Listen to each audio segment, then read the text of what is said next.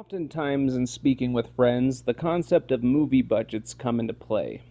How a movie with $500 million can be terrible, and how something shot for $7,000 can be great is a very interesting thought process. It's also interesting how many audience members rate films by their budgets as opposed to their story or by their acting, because it takes three to tango in this case, as bigger doesn't always mean better.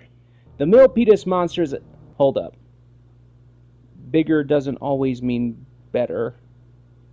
Monster movie.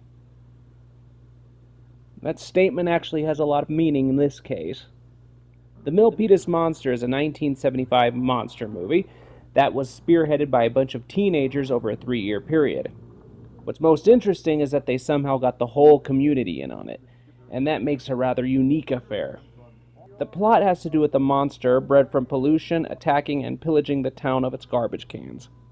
I use the term plot loosely because the majority of the movie is mainly a series of scenes that don't always tie together. We of course have scenes that point to events later in the film or introduce characters who play a part, but then we have scenes with people who appear only once and then are never seen again. In fact, when I first saw this film, I kept wondering who the main character was, as it seemed that most of the characters are side characters. The only character who appears the most is a bum named George Keister. Get it? Because ass. He's the one who interacts with the monster the most and plays the biggest role in the film's climax. Outside of him, most characters don't even really have names, and plot points are brought up and then forgotten. So the plot doesn't really work, which is sad because, as I said earlier, the production values here are quite good.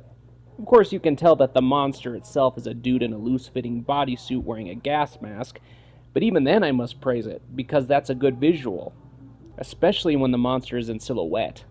As mentioned earlier, the teenagers who made this somehow got the whole community in on it, and not just friends and family, but firefighters, helicopters, airplanes, police, the city council, and even the mayor all took part in the creation of this film.